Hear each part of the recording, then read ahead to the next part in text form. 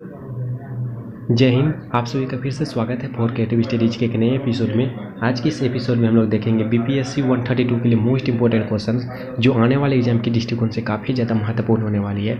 यदि इन सभी सवालों को आप कंप्लीट कर लेते हैं तो आपको एग्जाम में थोड़ी सी भी प्रॉब्लम नहीं आने वाली है, क्योंकि ये सारे के सारे क्वेश्चन जो है ना आपके स्टडी मटेरियल और प्रीवियस ईयर के क्वेश्चन और इसके साथ साथ असाइनमेंट के क्वेश्चन सबको मतलब ऐड करके मैंने इंक्लूड किया है, जो काफ़ी ज़्यादा महत्वपूर्ण है उनको मैंने ऐड किया है। तो इन सभी सवालों को आप अच्छे तरीके से पढ़ के जाइए।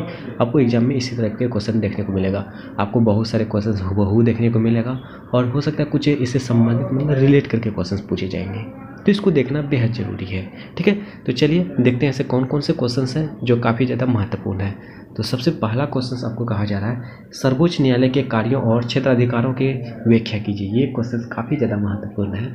देखिए, ये क्वेश्चन आपके प्रीवियस ईयर के क्वेश्चन पूछे गए हैं और ये क्वेश्चन काफ़ी ज़्यादा इंपॉर्टेंट है। ठीक है, इससे आपको रिलेट करके क्वेश्चन पूछे जा सकते हैं। जैसे कि ये जो ना सर्वोच्च न्यायालय से संबंधित हर बार लगभग कुछ ना कुछ पूछ ही दे रहा है। आप देख सकते हो प्रीवियस ईयर के क्वेश्चन को, तो इससे रिलेट करके क्वेश्चन आपको पूछे जाएंगे, तो इसको देखना बेहद ज़रूरी है।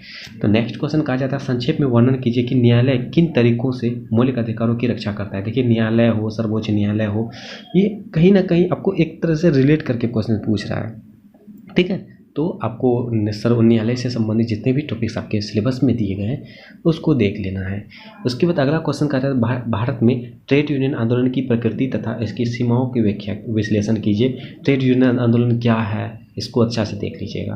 ओके, उसके बाद क्वेश्चन नंबर 4 में कहा जाता है, उपयुक्त उदाहरणों के साथ महिला समानता आंदोलन और महिला मुक्ति आंदोलन के बीच अंतर स्पष्ट कीजिए या समझाइए। ठीक है, महिला समानता और महिला आंदोलन के बीच जो मुक्ति आंदोलन के बीच जो भी अंतर है उनको समझाना है। आपको ऐसे भी पढ़ लेना, जैसे कि महिला समानता आंदोलन क्या है इसको भी देखना है और महिला मुक्ति आंदोलन क्या है इसको भी देखना है। आपको सेपरेट में भी पूछ सकता है।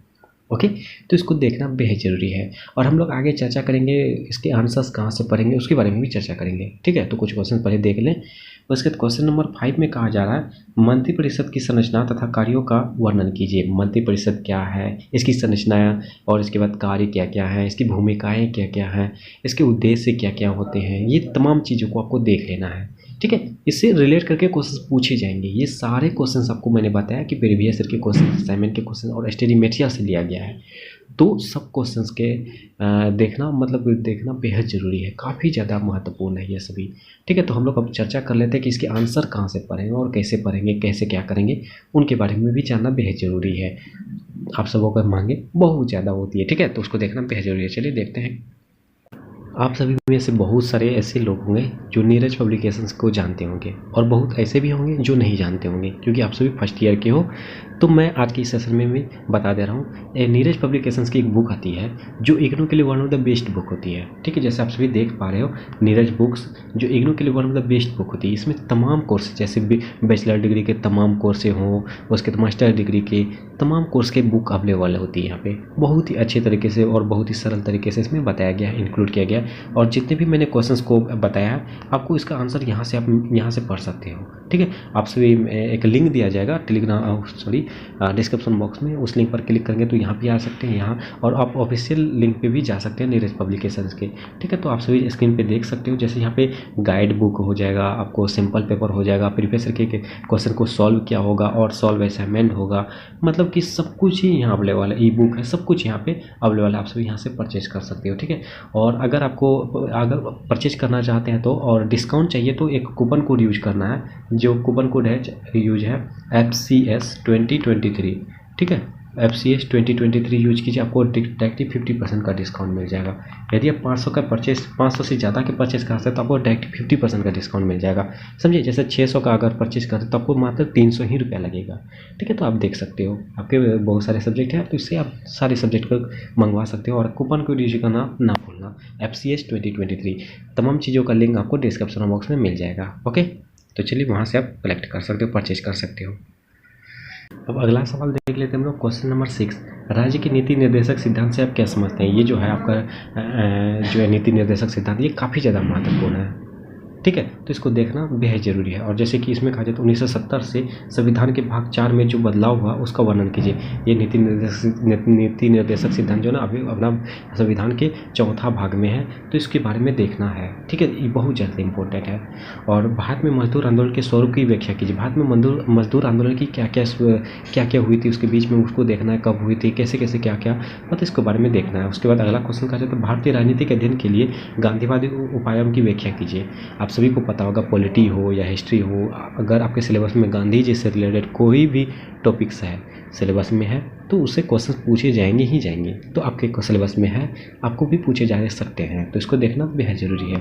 ठीक है, तो अगला क्वेश्चन कहा जाता है क्वेश्चन नंबर 9, जाति और वर्ग के बीच संबंध की चर्चा कीजिए। जाति और वर्ग के बीच क्या क्या संबंध है इसके बारे में बताना है। उसके बाद कहता है बुनियादी संरचना सिद्धांत की आलोचनात्मक जाँच कीजिए। बुनियादी संरचना सिद्धांतों की आलोचनात्मक जाँच कीजिए। और आप सभी को बता दूं, इसका आप स्क्रीनशॉट लीजिए या नोट डाउन कीजिए, जैसे भी आपको सुविधा हो आप वैसे कीजिए, लेकिन इसको ज़रूर अपने पास लिख लीजिए या स्क्रीनशॉट लीजिए और इसको ज़रूर पढ़ लेना है।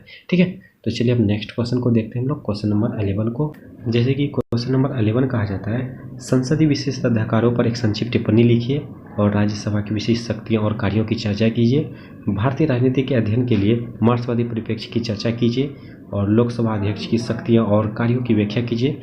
ठीक है, इस सभी को देख लेना आपको। ठीक है, और से ये आपको जो ना PDF टेलीग्राम चैनल पे मिल जाएगा और कम्युनिटी पोस्ट पे भी मिल जाएगा, तो वहाँ से आप डायरेक्ट पढ़ सकते हो। उसके बाद कार्यपालिका को नियंत्रित करने वाले संसदीय उपायों की चर्चा कीजिए और निम्नलिखित में से 200 शब्दों में संक्षेप में टिप्पणी लिखने के लिए कहा जाएगा। आपको एक क्वेश्चन दिए जाएंगे जिसमें जो ना इस तरह से, जैसे क्वेश्चन नंबर 16 में देख रहे हैं, इस टाइप से आपको शॉर्ट नोट्स भी बनाने को कहा जाएगा 10-10 मार्क्स के। ठीक है, जैसे पहला कहा जाता है अनुसूचित जातियों के कल्याण के लिए संवैधानिक प्रावधान, नक्सलवादी आंदोलन और इसके प्रभाव, भारतीय राजनीति अध्ययन का मार्क्सवादी दृष्टिकोण, क्षेत्रीय पार्टियों का महत्व और भूमिका, और LGBT या ट्रांजेक्शन आंदोलन, और जनजातीय और राजनीतिक आंदोलन। ये तमाम चीज़ों को आप देख लेना है। ठीक है, इस तरह से क्वेश्चन पूछे जाते हैं। उसके बाद क्वेश्चन नंबर 17 कहा जाता है कांग्रेस व्यवस्था 1967 से 1989 के पतन की व्याख्या कीजिए। इसको देख लेना बेहद जरूरी है, काफ़ी इंपॉर्टेंट है।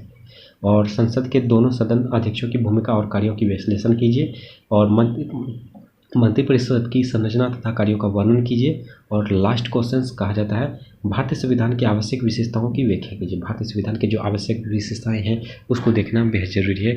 ये क्वेश्चंस काफ़ी ज़्यादा इंपॉर्टेंट है। ठीक है, तो उम्मीद करता हूँ कि ये सारे क्वेश्चंस आप सभी जरूर पढ़ेंगे और एग्जाम हॉल में इससे क्वेश्चन पूछे जाएंगे। और उम्मीद ये भी करता हूँ कि आपको ये सेशन बहुत ज़्यादा लाभदायक साबित हुआ होगा। और एक निवेदन भी है, जो भी इस चैनल में पहली बार आए हैं और चैनल को सब्सक्राइब नहीं किया तो प्लीज़ चैनल को सब्सक्राइब जरूर कर लें, बेल आइकन को जरूर हिट करें। सेशन अच्छा लगे तो लाइक जरूर कीजिए, कमेंट के में जो भी डाउट हो डाउट पूछिए, अपने दोस्तों को भी शेयर कीजिए। चलिए मिलते हैं नेक्स्ट सेशन में, तब तक के लिए थैंक यू। जय हिंद।